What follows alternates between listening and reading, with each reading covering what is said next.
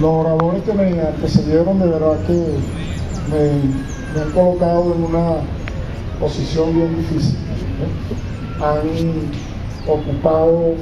Han expresado sentimientos de la realidad, de la reflexión que debemos hacer sobre el día de hoy con respecto a los 220 años del aniversario del nacimiento de Antonio José de Sucre. Quisiera comenzar haciendo una reflexión del himno nacional.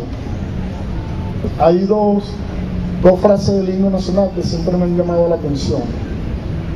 Una, por mi condición de pedagogo, lanzar el yugo.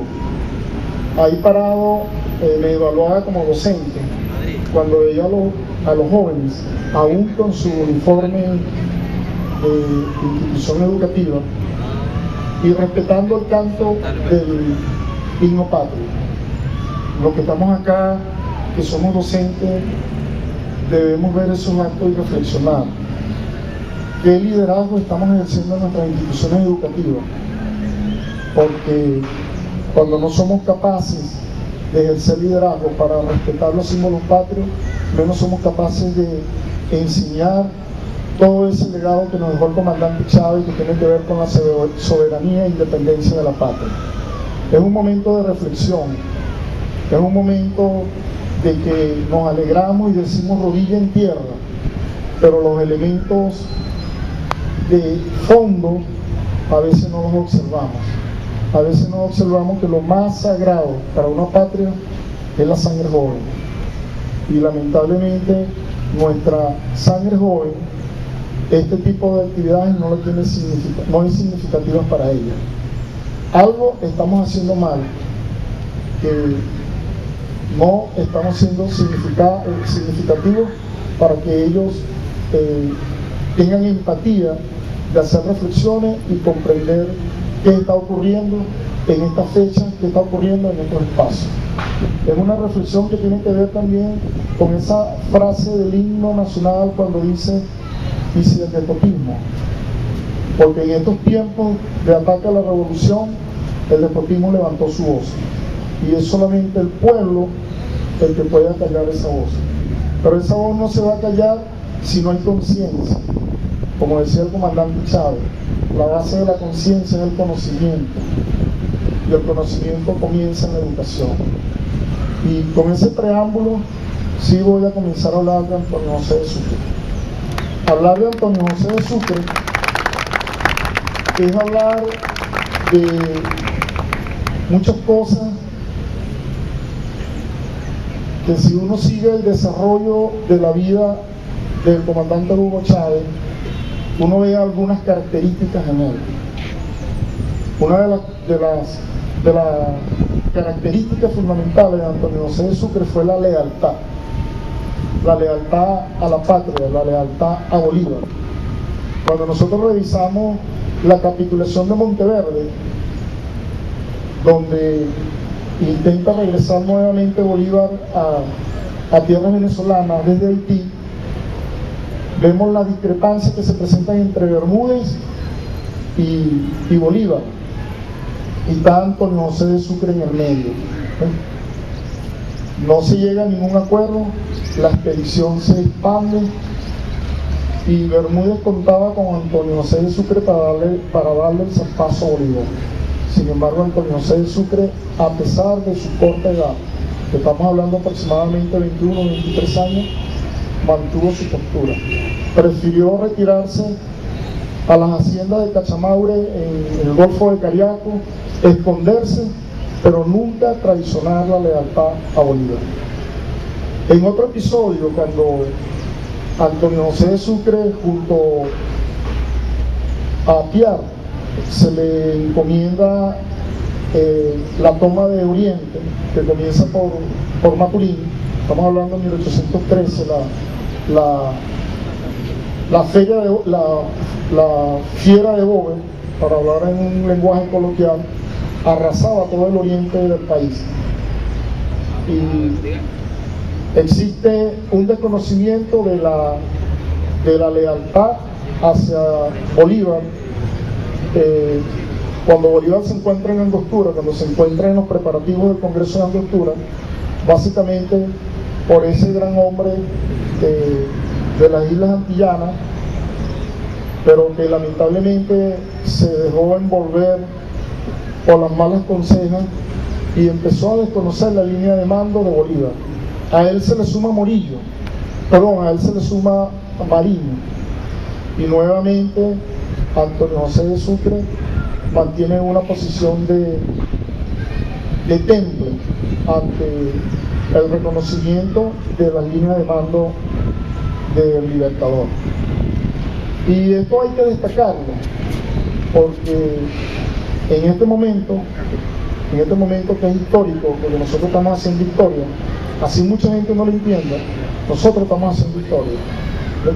Y es este proceso histórico lo que le ha servido de ejemplo a otros pueblos para que se levanten.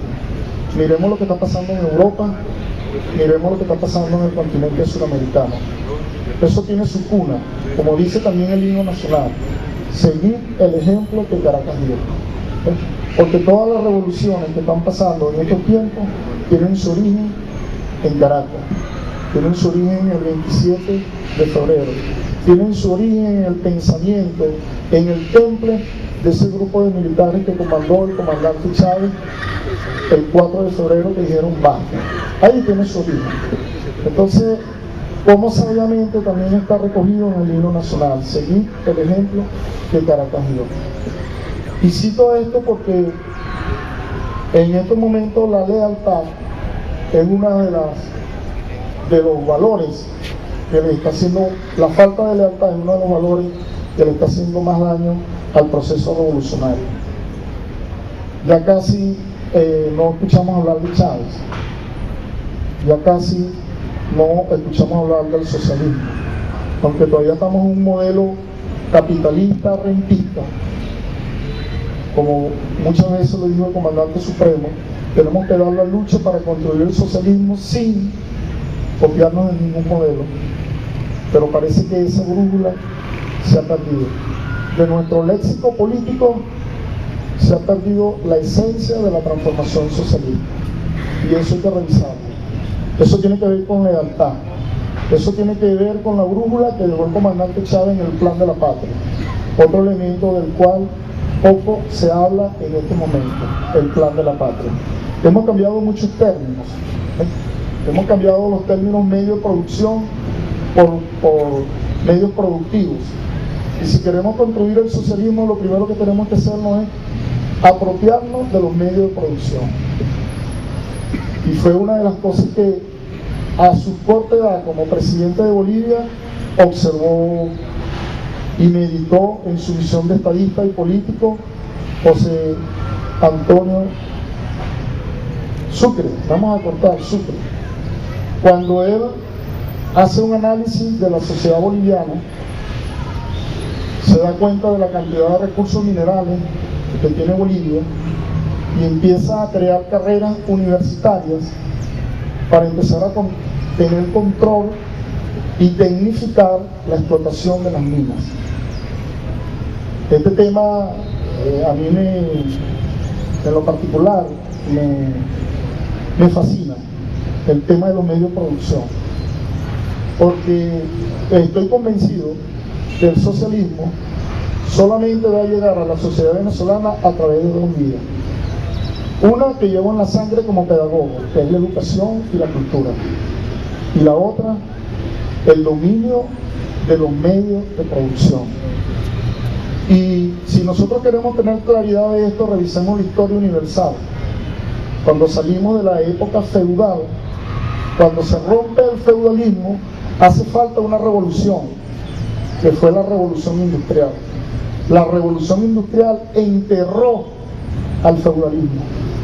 Si nosotros queremos enterrar, si nosotros queremos arrodillar a la burguesía parasitaria que tenemos en este país, tenemos que transformar el sistema educativo y convertirlo en un sistema educativo que enseñe a la población a apoderarse de los medios de producción. Y tenemos todo para hacerlo. Tenemos recursos humanos, tenemos recursos naturales, tenemos infraestructura. Lo que tenemos es que diseñar las políticas. Y siento que las políticas tienen que ser radicales. Vuelvo a la reflexión inicial.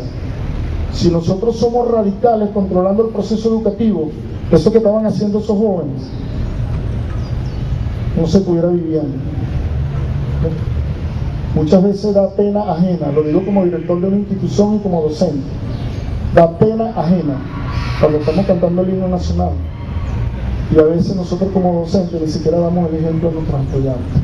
Por ahí comienza el problema de la identidad, por ahí comienza el problema de la soberanía. Entonces tenemos que ser radicales en el control de la educación.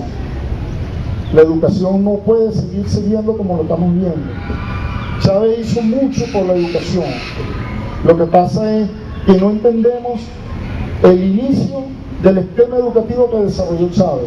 La infancia venezolana estaba pasando hambre. Más de tres cuartos de la población tenía problemas de desnutrición. Y Chávez vio, siguiendo el ideario de Simón Rodríguez, la educación como una ventana para resolver el problema nutricional de la sociedad venezolana en los años 98, 99, 2000. Pero los avances curriculares fueron lentos. La exigencia a un aparato amparado en un mal llamado Estado docente fueron demasiado lentos. Y de eso el profesor Alirio tiene conocimiento. Todos los que estamos aquí como docentes sabemos que estamos haciendo un mal uso del llamado Estado docente. El Estado docente, con mucha responsabilidad y también con mucha humildad lo digo, ha servido para mantener ineficiencia y mediocridad en el aparato educativo nacional. Con muchísima responsabilidad lo digo y con mucho dolor porque soy docente. El tema de los medios de producción tiene que ver con eso.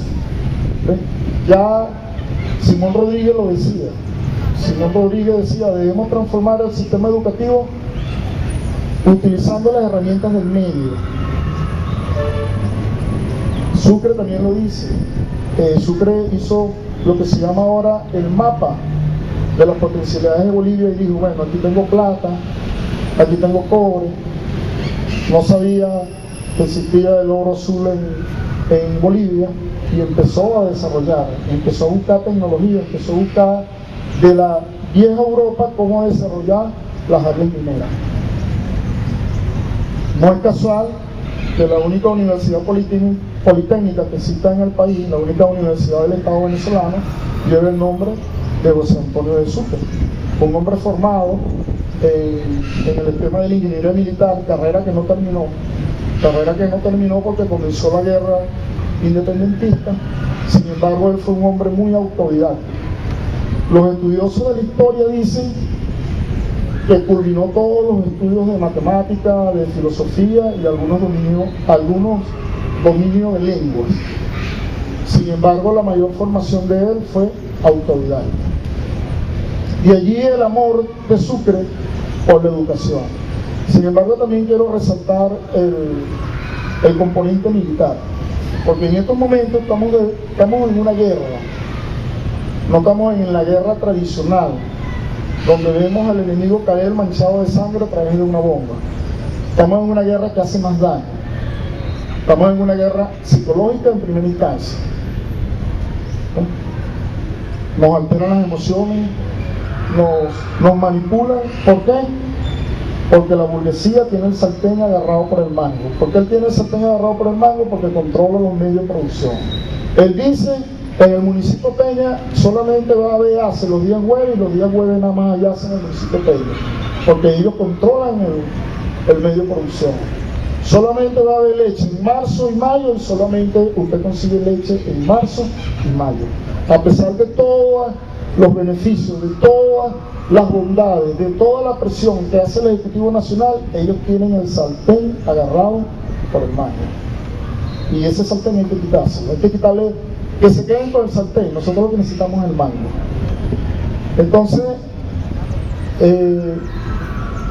pensando en la parte de la guerra, yo pienso que la guerra nosotros tenemos que diseñarla evaluando en cada sector las ventajas de producción que hay. El plan de la patria habla del estado de Yaracuy, no dice el estado de Yaracuy, pero el plan de la patria habla de Yaracuy. Cuando se define el eje Miranda-Lara, ahí está inmerso el estado de Yaracuy. Sucre, siendo intendente, nosotros tenemos una intendente en este momento en el municipio, que es la doctora Chili Romero. Siendo Antonio José Sucre intendente de Ecuador, él hizo un diagrama productivo del Ecuador. Yo invito a que entre todos hagamos un diagrama productivo de este municipio. Este municipio tiene muchos recursos humanos valiosos. El Poder Popular permite eso. Hagan uso del Poder Popular. Hagan uso, los consejos comunales, las VC. Hagan un inventario de lo que hay en sus comunidades y ustedes se van a sorprender. Yo les puedo decir cosas como esta. Las camionetas esas que son carísimas. Horner. Aquí en Yaritagua está el metalúrgico que diseñó las aleaciones para hacerle chasis. Casi no hace nada en su casa, ingeniero metalúrgico. Aquí en Yaritagua, el domingo tuve el gusto de conversar con una de las pocas doctoras en polímero que hay en Venezuela. Y ella está asesorando a la industria francesa de petróleo. Y cuando nosotros revisamos el plan de la patria, uno de los objetivos fundamentales que Chávez manda a desarrollar desde el año 90 es los plásticos. Es el único componente que Chávez obligó a que no pagara impuestos para que entrara al país. Porque toda la dinámica productiva del mundo se centra en el plástico. Y en Venezuela no tenemos una escuela que enseñe polímero. Estamos a, ¿qué? 40. Ahorita con la autopista que están terminando estamos más cerca de Tequilén. Tenemos recursos humanos. Esa es una propuesta, ciudadana alcaldesa. El polímero. Esto ya no va a ser más madera, va a ser polímero. Esos zapatos es polímero. Las camisas sintéticas, la inyectadora, los pupitres. Y lo básico, que por eso es que este tema me fascina. Usted lo sé, yo presenté un proyecto en la alcaldía. El aparato productivo nosotros lo podemos poner de rodillas si dominamos los sistemas hidráulicos. Los que tienen conocimiento de ingeniería, de técnica, saben que sin sistemas hidráulicos no hay aparato productivo. Si nosotros dominamos eso, podemos poner a la polar de rodillas. ¿Por qué? Porque ellos dependen de dos transnacionales y toda la materia prima está aquí en Venezuela. Eso es una propuesta, ciudadana alcaldesa. Cuando quiera la podemos analizar humildemente. Pongo a la orden al equipo del IBI que me está asesorando, al equipo del Politécnico y a la doctora Marta Carrillo, de aquí del Tricentenario, una mujer muy humilde. Creo que es la tercera doctora en polímero que hay en el país. Las compañías europeas la tienen así, de tantas ofertas para que se vaya a servirle a ellos.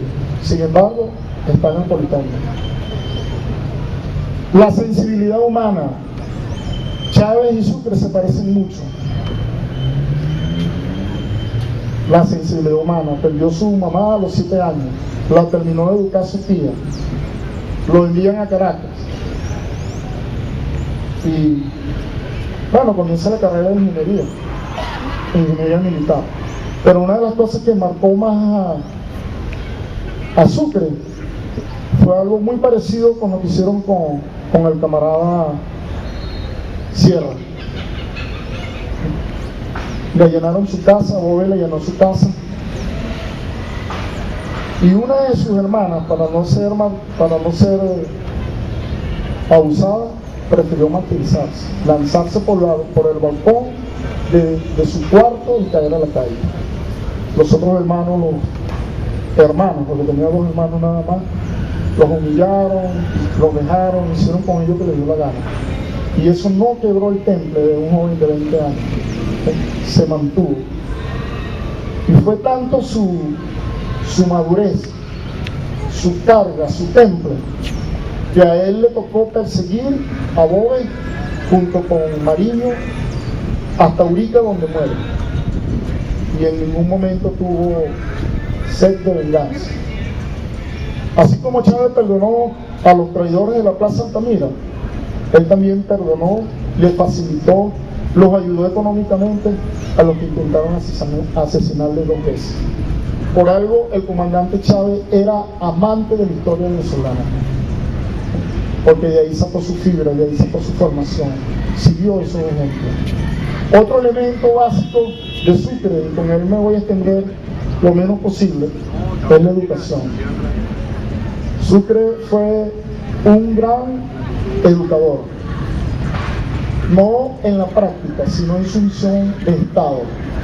Yo conversaba en estos días con un grupo de concejales y le hacía una propuesta de que hicieran encuestas y evaluaran los alcances históricos que están teniendo nuestros estudiantes en educación media en nuestros liceos.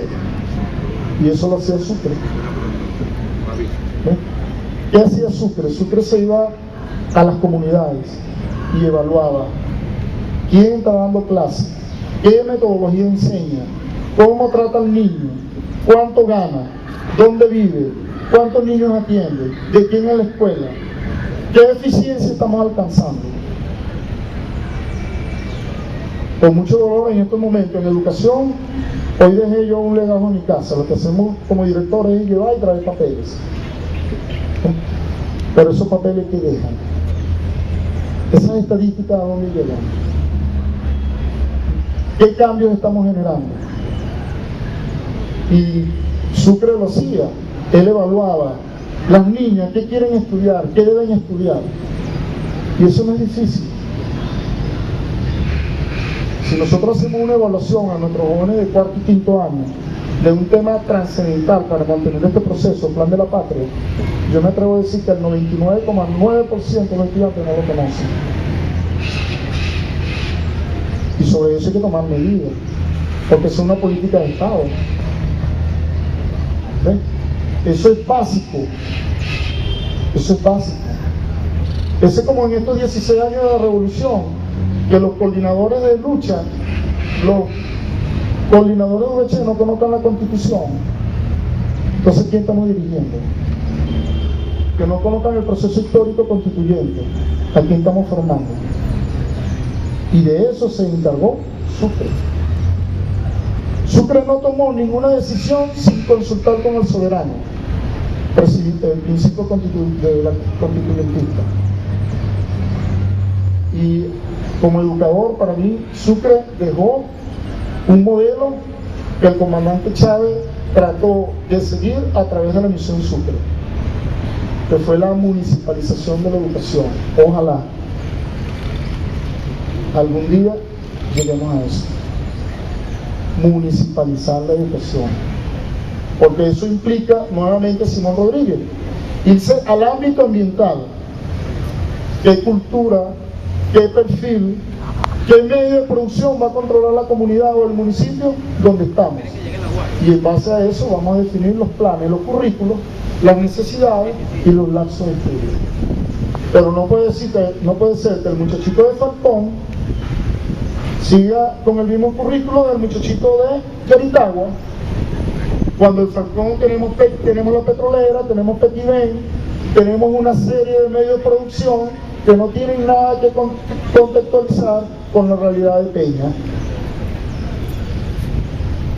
Y bueno, y se gastan recursos, la educación se vuelve monótona para nuestros jóvenes, aprenden polinomios, aprenden trigonometría, aprenden números complejos, y después lo vemos en mototaxi, o lo vemos en la plana roja de los periódicos. Hay que hacer una transformación en eso. Nuestros jóvenes tienen que salir de los liceos dominando medios de producción, es decir, haciendo algo, transformación tecnológica, así como hubo la transformación industrial. Si no, el imperio, las transnacionales, los modelos tecnológicos nos van a seguir dominando y vamos a seguir siendo país rentista. Finalmente, la capacidad estadista de Sucre. esa capacidad de analizar el contexto, que para esa época, como lo dice él, lo voy a leer en su punto de cuenta ante el Congreso boliviano, porque parece que las realidades se repiten, ¿no? Le dieron un golpe de Estado, lo traicionan unos militares del Perú y de Colombia, todo lo que estaba por Santander. Las épocas son diferentes, pero la película es la misma, los actores son los mismos. Como lo destituyen como presidente por su capacidad de diplomático, porque también fue excelente diplomático, no queda más remedio sino que matarlo. Cuando uno se pone a revisar estas cosas, piensa, o yo personalmente he pensado, ¿qué fue lo que pasó con Chávez? O sea, ¿es casual lo que le pasó o ahí hay algo aparte? Porque es el mismo sitio, ¿no? ¿Cómo desaparecer los líderes que emancipan los pueblos, los líderes que hacen transformación? Y cuando él es sustituido, él hace algunas reflexiones, él está dando su punto de cuenta, ¿no? Y dice cosas como esta, ¿no? Uno de los objetos más importantes en que su gobierno requiere atención es la educación pública, lastimosamente atrasada en el departamento, que el medio más seguro de proveerla y dar impulso a los talentos que notariamente distinguen a sus habitantes es el exacto cumplimiento de las sabias leyes y beneficios decretos con que el soberano Congreso y el Supremo Poder Ejecutivo han provisto en toda la República útiles establecimientos como colegios, casas de educación para atender a la ilustración de la juventud, progreso y adelantamiento de la ciencia, y bien convencido de que no es dable llevar a efecto en toda su extensión filantrópica disposiciones y sin la activa cooperación de aquellos ciudadanos que por sus luces, patriotismo y conocimiento del país puedan contribuir eficazmente a este fin, dice que la educación debe transformarse en enseñanza técnica científica. Ya empieza a pensar en la tecnología, piensa a pensar que hay que apropiarse de los medios de producción. Finalizo con una frase que enunció Sucre a uno de sus ayudantes: con la corrupción hay que tener temple de acero, y la corrupción no es nada más tomar el dinero. La corrupción es mal invertir el tiempo. La corrupción es ser ineficaz. La corrupción es ser mediocre. La corrupción es no escuchar. La corrupción es dejar de ser estadista en el momento que nos toca tomar decisiones. Porque todas estas cosas afectan básicamente a la sociedad. Y en estos momentos, todos los que estamos acá, ya vivimos una etapa de la vida. Pero ese muchachito que está ahí, que falta mucho por vivir. Esos jóvenes que vienen allá, que faltan mucho por vivir. Y esa debe ser nuestro norte. Esa debe ser nuestra esencia. Por eso que Chávez siempre decía que el que tiene un hijo, tiene todos los hijos del mundo. Y esta guerra no la estamos perdiendo porque Chávez es un pueblo educado. Estos momentos difíciles, que son los momentos más difíciles que ha vivido la revolución venezolana, están sustentados porque Chávez es un pueblo con conciencia. Pero si nosotros no retomamos el verbo de Chávez, si nosotros no retomamos las enseñanzas de Chávez, si nosotros no hacemos tribuna de discusión como están haciendo en los países europeos, porque ustedes creen que España se levantó. porque Monedero es laborito, no. Eso fue una lucha que vino de las universidades y de los liceos, las cátedras abiertas a Hugo Chávez, la gente fue creando conciencia. Entonces eso hay que hacerlo. Nosotros no podemos perder la condición de revolucionario, no podemos ser ineficaces, no podemos tener la vista gorda, no podemos ser, en otras palabras, mediocres y corruptos ante la pérdida de la conciencia histórica que nos dejó el comandante Chávez. Y ese es el gran reto. Ya las luchas no van a ser como la batalla de Ayacucho, donde murieron 6.000 hombres, quedaron no sé cuántos más heridos. Las luchas ahora son, como lo dijo Chávez también, con la artillería del pensamiento y con las balas del verbo. Que viva Chávez, que viva Sucre, patria o muerte. Venceremos.